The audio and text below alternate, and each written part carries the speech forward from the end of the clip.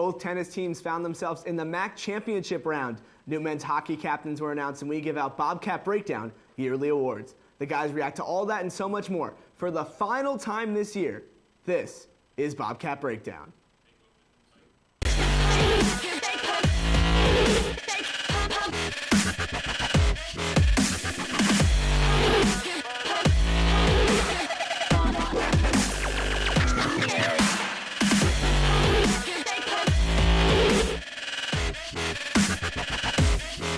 Bobcat Breakdown time here in SC 125. Jonathan Banks on air tonight with Tom Krasnowski and Will Fowler. The three of us as producers, we've been debating off camera all year in our rundown meetings. Now it's time to bring it under the bright light. So guys, who's winning the battle tonight that actually counts? Well, I know Will has been planning for this all year. He's been waiting all year, but I don't need more than one day to prepare for debating Will. It's going to be easy. That is some fighting words there. Let's do it. Let's go. Let's get it. Now it's time to start the show on the court with the women's tennis team. They've dominated the MAC in recent memory, 54-1 in conference play since joining in 2013. But they did fall recently to Fairfield in the MAC title match. Will, what is your main takeaway from their season? Yeah, Banks, I think it's hard to find a positive takeaway in a situation in which this team is really so heavily expected to go on and win the championship. What I will say is that I'm not concerned. I don't think there's reason to be concerned. And it's largely because this team is losing almost nobody. Jennifer Liu and Layla Rodriguez are the only two seniors departing. Layla Rodriguez only cracked the top 6. Jennifer Liu does play in the top 3, but other than that, the youth on this team is really exceptional. And it starts off with Dominic Vasile. She's played the entire season essentially at the #1 position as a sophomore, which is almost unheard of. 5-1 in MAC singles play. It goes on to Camila Nella. She's only a freshman. She's split time at the 2 and the 3, also 5-1 in conference play. I will say where my concern lies with this team is in the doubles, because Rodriguez and Liu both, no matter what doubles team Paula Miller sends out, it's usually almost always at least one of the two. So that's where my issue lies. But this youth, it's so impressive that I don't think they should have a problem winning at least 4 or 6 singles matches next year anyway to render the doubles point essentially useless. It stings. It's disappointing, obviously, to go and lose the championship game, but there's no reason to be concerned. Shockingly, I actually agree almost completely with what you said. My biggest takeaway is this team should not panic. Interestingly, in the finals, the team did better in doubles than in singles, but that kind of an anomaly. They are a singles-heavy team, and they're led by a lot of underclassmen, which is why I'm not concerned. Peyton Bradley did a great job this year. You mentioned Vasile, Layla Rodriguez. I wouldn't worry about their future. The other thing about this team that's important, with all their MAC success over the last 6 years and the presence of underclassmen on this team, I have a good feeling they're going to have a strong recruiting class. They have gotten that over the years. They're losing some valuable seniors in Jennifer Liu, but the young players already play a big role. The team's 54-1 over the last 6 years. Not bad. There's nothing to be concerned about. It stinks that the one loss did come in the finals, but as our EP Patrick Flatley always says, if the panic button is here, I'm hovering over it. There's no panic yet. I'm not mashing the panic button. No panic. I agree with you guys. Definitely no reason to panic there. There's one loss in 6 years, I think it was? Exactly. Yeah, something like that. All right. So anyway, we'll go to the men's side. Chris Pappas, the head coach, brought his team to the title game as well, but the Bobcats fell to Monmouth on Sunday in the MAC finals. The team finished with a 9-13 mark, 4-2 in MAC play. The previous campaign, so we're going back to last year, Quinnipiac was 6-1 in the MAC, but lost in the MAC semifinals to Marist. So Tom, I'll go to you since Will got the first question. Would you label this season a success? Absolutely, Banks. For me, the #1 goal for a team in a year is to finish better than they did the year before. Sure. And they did that. They finished 3rd in the conference, yes, but they advanced farther. They actually won a playoff game this year after not being able to do it last year. And it was an upset. They beat Marist, who was a superior team to them. They were the 2 seed. Quinnipiac was the 3 seed. And not only that, they kind of dominated them. It was 4 sets to 1. Very impressive. No shame losing in the final to Monmouth. Monmouth had won 16 in a row. They were 18-1. They weren't really supposed to win that one, but they absolutely took care of business against Marist. But not only did the team have success, but so did the players. Hilka Moore won 30 matches between singles and doubles for the 2nd straight year. Kid's a stud. Freshman Alistair Magalit was the MAC Rookie of the Year, which continues a rich history the Bobcats have of rookie men's tennis players from Kayazaka, Freddie Zaretsky, now Malagat. This team withstood the losses of Kyle Alper and Julian Rosenstein and others, and they really didn't miss a beat. They advanced further. I don't see how you couldn't call it a success. Yeah, and I have to agree with you. You mentioned Hilka Moore. You mentioned Alistair Magalit. I'd like to throw Alexa Martinovic in on that list too. Those are 3 underclassmen who really are going to be 2 years from now the top 3. They've each one of them has spent time as high as 2. I know Magalit spent time as the 1. So yeah, I'd label this season a success too. You talk about Monmouth. I mean, Monmouth, listen, they dropped, you mentioned, they're undefeated in conference play. They dropped 1 point all season against MAC opponents, and it was against Marist in a set that was retired. It didn't even end. And that usually, I don't want to speculate, but that usually hints at some kind of injury. So you don't know what was happening there with the Monmouth player. But yeah, this Monmouth team, there's no shame in losing them in the championship, as you said. And you mentioned getting a step further than where they were last year. They lost in the semifinal last year. It's stung. That was to Marist. And now not only did they advance past that, but who'd they beat? They beat Marist. So I think absolutely, not only is it a success because they outdid what they did last year, but it's a success because they've set the framework for success 2, 3, 4 years in the future. Yeah, they set the framework. That core you mentioned, those top 3, they're going to be here for at least 2 more years. Right. This is a team that's on the rise. Will Fowler and Tom Krasnowski both confirmed tennis guys. I think we could do a 30-minute show with tennis and be okay. But now transitioning, playoffs are over for the tennis teams, but they're about to begin for men's lacrosse. This is our game of the week, actually. Quinnipiac and Detroit Mercy in the MAC semifinals. Tom, simple, who you got? This one is close, Jonathan. These teams met earlier in the year, and Quinnipiac won at 12-9. But in the end, I think Detroit Mercy is going to win this playoff match. Here's why. The teams are quite even on paper, right? They each average a little over 10 goals a game. Quinnipiac averages a whole more goal against, though, on the defensive end, which is a little concerning. It's not for Nick DiMuccio's fault. Great goalie, but the team, they allow the second most shots per game in the MAC, so they're not as quite defensively as Detroit Mercy. I think the real X factor is going to be in these man-up situations. The 2 most penalized teams in the MAC, they're not very well disciplined, and they lead the conference in penalties. But the thing is, Detroit Mercy, they have the best conversion percentage on those man-up situations. The Bobcats are only 7th in the conference, and in terms of PK, Detroit Mercy also has a better PK percentage. The special team steals the deal. I got Detroit Mercy 12-10 just because that's special teams advantage. Yeah, Quinnipiac special teams hasn't been great, but Tom, I'll tell you why that doesn't matter at all. It's because Quinnipiac on the man down in conference play has actually been very good. Those numbers are inflated because they've played a really, really rigorous non-conference schedule. A couple of games ago against Yale, they scored 5 out of 6 opportunities in the man up. Brown early in the season, 3 out of 6. Against MAC opponents, the men's lacrosse team is very good as far as man-down situations go. They've only allowed their opponents to go on the man-up 19 times in their past 6 conference games. That leaves them at a tick over 3 per game, which would... That's a lot. Well, hold on. That would slot them at 3rd in the conference if that's what their seasonal average was. That's not That's too a bad. lot for a team in Detroit Mercy who is the number 1. They average 1.5 man-up goals a game. They're dangerous. I do think that it will be important for Quinnipiac to stay away from the penalties, but I don't think it's as big a factor as we expect, just because if we look at just conference play, that's what matters. It's a conference playoffs. What matters is what they do against conference opponents. They have not been as bad as the stats suggest on the man down. And so I don't know how big of a factor that's going to be. I do have Quinnipiac winning this game. I think the difference is going to be the star power. It's the playoffs. Big players show up in big games. It's going to be a battle of Foster Cuomo and I'm sorry, I'm losing his name. Seth Mendel of Detroit Mercy. And the 2 are trending really in opposite directions. Foster Cuomo, we've talked about it on the show before. He had a little bit of a lull mid-season where he was held without a couple goals. But he's been on the uptick. He's played well since then. Seth Mendel is experiencing the same thing, but he's about 2 weeks behind. He's in the middle of that rut. And so I think it's going to come down to the play of the stars, and that's going to be the deciding factor in who wins this game. All right, I got your guys' picks for the game. Will, you almost dipped into the second question. Scoring was the last thing you guys touched on. Does your deciding factor in this game have anything to do with scoring? Yeah, I think it has to be, Banks. I think the deciding factor, it's going to be Cuomo versus Mendel. But not so much just that one-on-one. It's going to be important. But I will admit, I am a little bit concerned with Jake Tomczyk. Tomczyk is statistically actually the best goal scorer on the team, but he's been ice cold the past couple of games. The good news is Quinnipiac is not a one-trick pony. They have Tomczyk, they have Cuomo, they also have Mike Fletcher, Will Abbott, Tyler McKay, who are also very prolific goal scorers. I think it does come down to goal scoring. I know Tom's probably going to talk about the man up, man down.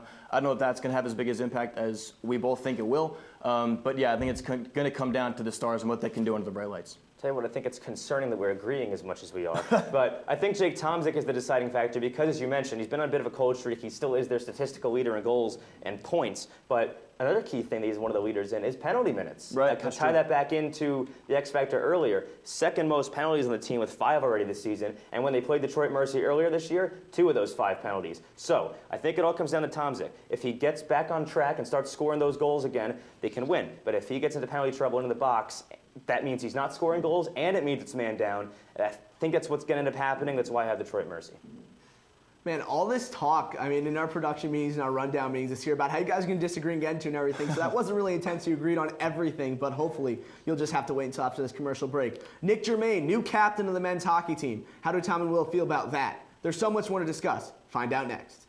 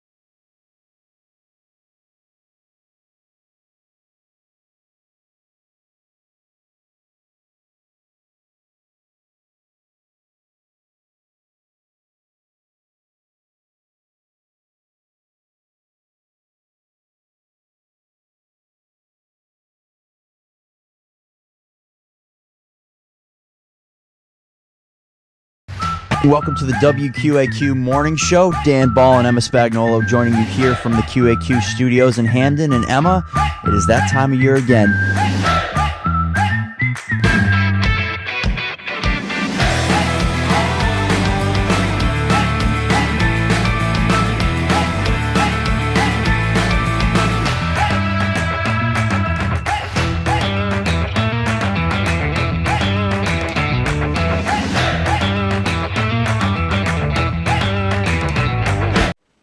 Welcome back in. Now we're going to go to the softball field. The Quinnipiac Bobcats are in 7th place, just shy of the 6th seed in the playoff line. So, Tom, we're going to jump into it right here. Do they make the postseason?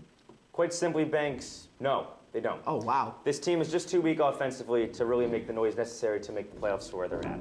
This team is also cold at the wrong time. They're just 3-7 in their last 10 games, and several of those were conference outings. And in order to make the playoffs, they probably need to win 3 of those 4 games at least, maybe all 4 if they don't get some help. And I don't see that happening. They're all on the road in northern New York. This is a team that has drastic home-road splits, 8-6 at home, 8-24 everywhere else. That's not a good sign. I think Quinnipiac could be a little bit better than Canisius. They're a little below them. They could win a game or 2 there. But Niagara, they're red hot. They've won 4 straight and 7 out of 10. Quinnipiac isn't a good road team. They'll take Niagara there. And it just comes down to Quinnipiac. They haven't really hit their stride this year in the batter's box. I don't see them. I see them falling a bit short. Yeah, this is our first disagreement, Tom. I do think they make the playoffs, and you did touch on it. It is a lot. They do need a lot to fall their way in order to sneak into that 6th spot. But we're not talking about some giant killing team here. The 5 and 6 seeds are never really traditionally title contenders. Niagara's not a title contender, and Fairfield's not a title contender. You mentioned Quinnipiac. Their bats haven't been hot, but they've been better. And the 2 teams they're playing to wind up the season are Canisius, who is statistically one of the worst pitching staffs in the conference, and Niagara, who's statistically one of the worst pitching staffs in the conference. Also statistically better hitting teams than Quinnipiac. Well, sure, but Aaron Larson's getting hot. Rebecca Drake is heating up a little bit, and Kayla Jensen's doing what she always does. I think when we talk about it, what matters now is what's coming up. And Niagara, which is probably the most likely path, is take Niagara's spot. They're currently at 6, 2 games back. Niagara plays Marist, and Marist is, in my opinion, the best pitching staff in the league. Statistics won't agree with me, but they have 2 of the best pitchers in the entire conference. And Quinnipiac has 2 really favorable matchups, I think, in Canisius and Niagara. You did say it is a lot. A lot needs to fall their way. I don't think it's that unlikely, and I do think they sneak into that 6th spot. I don't see this team winning the road games. They haven't done it all year. I don't see them hitting. They haven't done it all year. They're a .237 team average. They have just 10 home runs on the year. And I don't doubt their pitching. Their pitching is good. But Canisius's ace, her batting average against is almost 300. Quinnipiac's average on the team is .237. That's right. That's all season long. If a team's best pitcher, their batting average against is an all-star caliber. If a batter is hitting 300 in the MLB, they're pretty close to an all-star candidacy. Well, I get it. If a batter's hitting .237, then they're in risk of being designated for assignment. That's the whole team. That's fair. But we're looking at 1 through 4, 1 through 5 should be able to at least knock around this Canisius staff, pitching staff a little bit, I don't think they'll have any problem with Canisius. I think that sweep is dead and gone. Yeah, It's wrapped up in a Canisius, I nice think little bubble they'll be already. okay with. I don't think Canisius should be a problem. Niagara is where the problem comes. You said it. They probably need a split at least, if not a sweep. Personally, I think they sweep. On paper, Niagara has a better record. But on paper, Niagara is not a better team. Niagara is one of the worst hitting teams in the conference. So is Quinnipiac. So is Quinnipiac. Quinnipiac is a far better pitching team than Niagara is. Niagara has the ninth highest team ERA in the entire conference. That's abysmal. Quinnipiac, Lauren King is hitting her stride. Kendra Madret is falling into herself a little bit. She had a rough non-conference, but she's been pitching well in conference games. Lauren King is, conference-wise, one of the best pitchers in the entire conference. Her ERA is under 2.5. So I think if you throw Lauren King out against Niagara, I don't want to guarantee it, but I think you got a pretty good shot at winning that game because Niagara is a subpar offense going against subpar pitching, which Niagara also has. Let's see what this team's made of. You know, all year long, they really haven't hit their stride. They're going to have to flip the switch, and that's a risky proposition. I just don't see it happening. I'm going to go with the percentages and the whole year, but, you know, that's where I will we say, differ, the I one guess. thing I'll give you props for is that road split. 8-24 on the road is not great, but I do think they turn it around against some subpar teams. I'm glad I'm over here in the host desk so I don't have to pick that because I'm thinking yes or no, and I keep getting swayed by you guys. But now we have something a little special as we switch to baseball. It's going to be a fantasy draft. 9 players, each labeled with either $1, $2, or $3. We're going to put the amounts for each player on your screen on a graphic that'll come up just in a bit. Well, I want you to quickly explain your team. Tom, you do the same, and then I'll say who has the better squad. Sure, Banks, I'll make it easy for you. Just give me all the $2 players. That's Chris Enns, Ian Osberg, and Colton Bender. Chris Enns is, in my opinion, the best pitcher on this staff. I know statistically, well, not statistically, I think statistically it's Enns. I think the common fan will tell you it's Tyler Poulin, but I think it's Chris Enns, not only because of his numbers, but because that lefty versus righty, left-handed pitchers are just intrinsically more valuable than righties. I think that's something we can both agree on. Yep. And then I went with Ian Osberg and Colton Bender. Osberg and Bender are two guys who, this is more Bender. Bender, there's not a stat that Bender has that will jump off the page at you, and that's why I like him a lot. It's because he's so good at so many different things, and he gets on base, he doesn't strike out. Osberg is that times 10. He has the highest batting average on the team, the highest on-base percentage on the team. The only player on this team whose on-base percentage is above 400. He can get on base, Osberg can get on base, and Bender can get on base. The one knock, Osberg does strike out a little bit, but you 35 strikeouts and the on-base percentage above 400. Those two cancel out a little bit. He makes up for it. He does. He makes up for it, I agree. And then Bender, I think, is probably the controversial selection. I want to hear what you think of my team afterwards. But I think Bender does so many different things well, and he's very defensively sound behind the plate. So I went with all the $2 players. Going to start off with the one area I agree with you with. Every championship team starts and ends with good pitching, and Chris Enns is the guy for me. You talked about the numbers earlier. Better numbers than Poulin in some aspects. Yeah. Better ERA, batters average against, whip, the strikeouts and walks are negligible, and he's $1 cheaper in this format. Yeah, that's true. And a good friend of mine who plays Mac Baseball says that Enns is filthy because of his funky arm slot and his deceptive breaking ball. I'm going to trust his opinion. Yeah. So Enns, I'll take him for $2. But unlike Mr. Budget Shopper over here, who is living in the $2 bin, I'm going to take the star offensive players that are on the board. Why not? This is the type of format we get. I'm going to take Evan Volgamore, who is the quintessential stat patter. I don't know if you realize how good this guy is. He's been good. Bender and Osberg combined only have 7 more RBIs than Volgamore. He's a .293 hitter. He has more home runs than both of them combined, better OPS, better everything just about all around. His home runs have also been very clutch. He had a last-out home run today that willed them back into the game almost. And that leaves me with just $1. And I think I have found the bargain bin of the century here with the QU all-time home run leader in Liam Scaffarello. What is he doing in the clearance rack? Oh, 65 strikeouts. That's what he's doing in the clearance rack. He only has not even 5 strikeouts since April 7th over those 28 at-bats. Hitting .429 over that span with 4 home runs, 13 walks as well, so the patience is there. Yes, his season started off very slowly, but he is hitting .429 over this last month with all the power in the world. No one in New Haven County has power comparable to him. He's actually an underrated fielder for a guy so big and with his speed.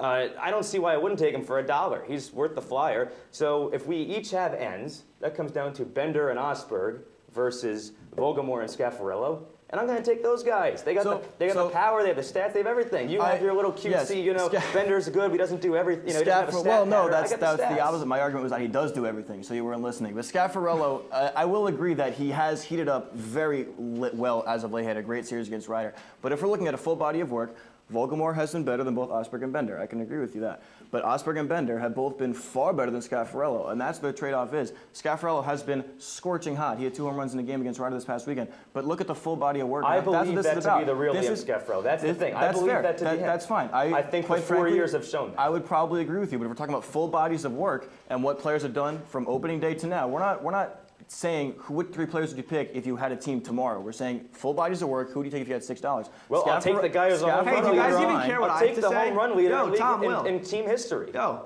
do you guys even care what I have to say? Go for it. Not Let's really, hear it. but okay. So I love Will's $2 roster construction. Tom's bargain bin searching. I like it. You got 3 solid players. Pitching's the same, but Liam Scaffarello for $1. I'm going to take that, especially the way he's been hitting lately with his 2 home runs this past weekend. I personally like Tom's team a little more right now. That's not to say that'll change the end of the season. That's fair. But right now, I'm going with Tom's I team. do have one question. Why Vogelmoor over Andre Marrero?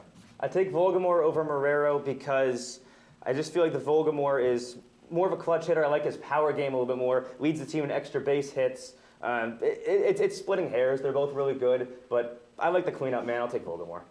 I agree with you, Vogelmoor over Marrero, but Marrero was a really tough out at the beginning of the year. Don't forget that. He was. We're in spring sports, and we've been talking about spring sports, but we're just going to backtrack a bit to men's hockey. Nick Germain will be the man in the seat for Quinnipiac next year, the Connecticut native, and he has 3 alternate captains, Alex Whalen, Odin Tufto, and Carlos Kuxta. Will, we know these 4 are all good leaders. There's no way we have access to how they act inside the locker room, but in your estimation, did the Quinnipiac coaching staff get this right? Yeah, listen, I think the way this question is worded is kind of like a trap. Obviously, Rand Peglold knows his roster a lot better than the 3 of us combined do. Yep. So I'm not going to say he was wrong. I will say I was very surprised. Nick Germain, he's very good with the media. He's level-headed, only 12 penalty minutes all season. But I'm a firm believer in it's very hard, especially in hockey, to lead from the back. And Germain, when he was on the ice, was a 3rd and a 4th liner. I don't know how effective that can be if you're a captain.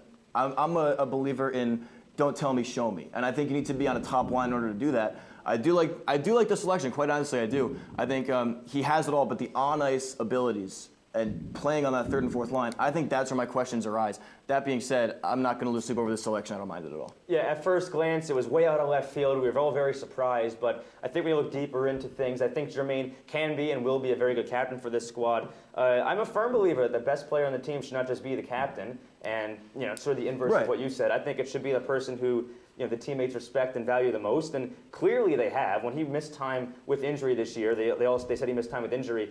They said they missed something. Even Rand Peglold said it. And then in the NCAA playoffs, they didn't have him, unfortunately, and they missed him there. They missed a spark. And he kills penalties. He never stops hustling. He embodies QU identity to a T, and that's what they need to have that in a captain. They had it with Prisky for all these years, and I like his support cast. I like what Chuk's I do too. Whalen probably would have been my pick for captain. I said it about a month ago here on Breakdown, and he's going to be an alternate. And Tufto, give him a bigger leadership role too. I think with all those support casts and what we know of Germain in the locker room, surprising, but I do think it's going to turn out okay.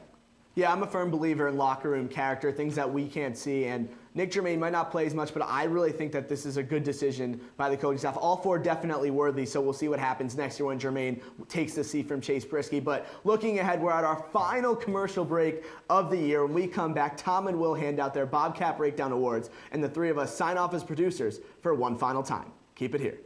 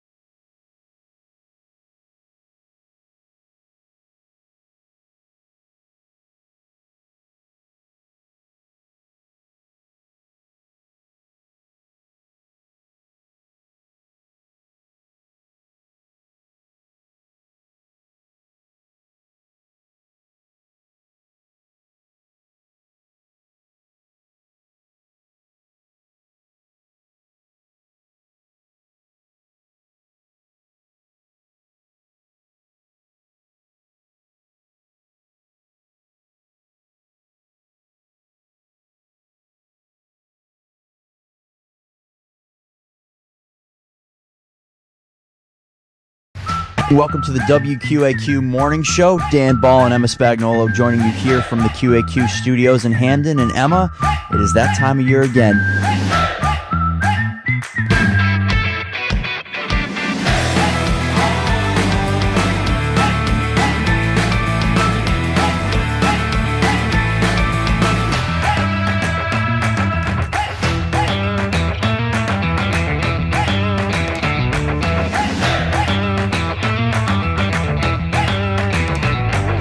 It's time. Everything we've watched all year in Quinnipiac athletics comes down to this. Time for the awards, Bobcat Breakdown style. Our first one, Player of the Year, Tom Krasnowski, give it to me. Easy peasy. I've said it before, I'll say it again. Cam Young, the most athletically gifted player on campus for my money. 48% from the floor, 43% from three, all improved, 24 points per game, All-American runner-up. All this while opponents knew exactly who was getting the ball and who was going to shoot, and he still put up those numbers. Yeah, I like Cam. I went with Jen Fay. It's hard to quantify value on a team that's so good. Hold on, let me finish. It's hard to quantify value on a team that's so talented, but wow. Best player on the best team, and she led her team in points, rebounds, and assists per game. I think that's a pretty good place to start. All you have to look as far as value goes is what the team did when she was off the floor. When Jen Fay was hurt, she was still in the middle of huddles, giving advice, teaching things. She was right at the center of it, and people were listening to her. If you want to see value, name me another player in Quinnipiac athletics who can have that big of an impact on a game without being dressed.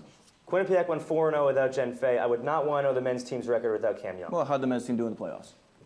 All I'm going to say right here, 12% this year. Tom, all I'm going to say right here, Sports Paws did a top MVP of the year. There were 8 players. Jen Fay wasn't even on that list. Aaron McClure was the women's basketball representative. But now we're going to talk about teams. Tom, who takes the crown for best team? Team of the year has got to be the men's hockey team. There's a lot of good teams on campus this year, but it's all relative to expectations. If we're talking about teams that were expected to be good and were good, or the team that was expected to finish 9th out of 12th, and the team that ended up winning the conference, I think the team of the year is the one that defied expectations. No one did it better than men's hockey. They got their swagger back, their identity. They won an NCAA tournament game, which is something that the women's basketball team did not do.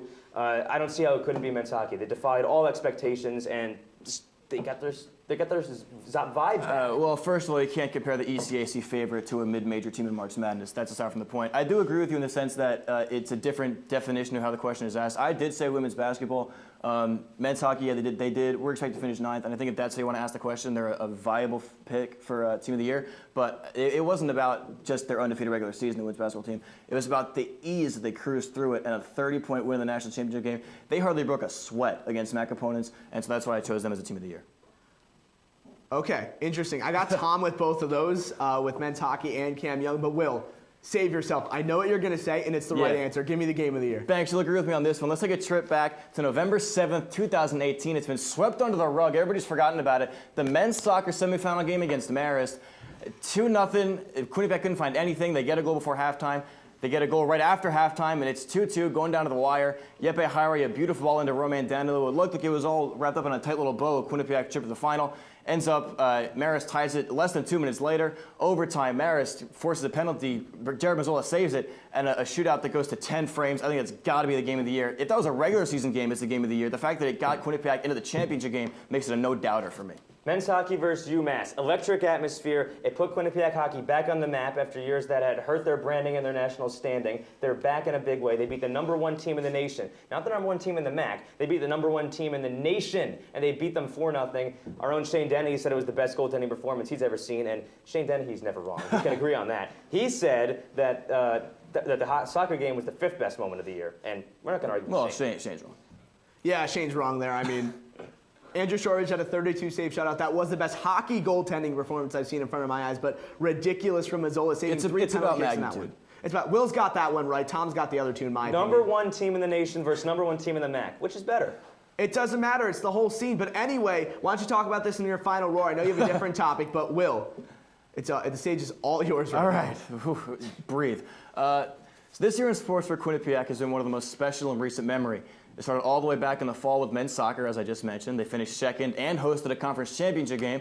Eamon Whalen earned Conference Player of the Year, and Rashawn Daly was a second-round MLS draft pick. Then in the winter, it was the usual suspects. Women's basketball tore through the conference again and reappeared in March Madness. Surprise, surprise. Men's hockey reestablished itself on the national stage after emerging as a powerhouse in the East, and Cam Young proved himself as one of the nation's best scorers. He posted the highest single-game total in the NCAA and finished top 20 points per game. And now in the spring, Softball seems to have found his ace in the future of freshman Lauren King. Men's and women's tennis took rosters of primarily underclassmen to conference championship matches, and baseball and lacrosse appear to be prime contenders to win the MAC. What I'm alluding to here is that something that a lot of us on the desk have mentioned before. Even though the Bobcat Breakdown season is coming to an end, as sad as it is to say with my two fine gentlemen on the desk with me tonight, the future of Quinnipiac athletics is very bright. I'm going to take a bit of a different note here. As I sit on the desk at Bobcat Breakdown, I want to take some time to reflect on what Bobcat Breakdown means to me as some new blood takes over.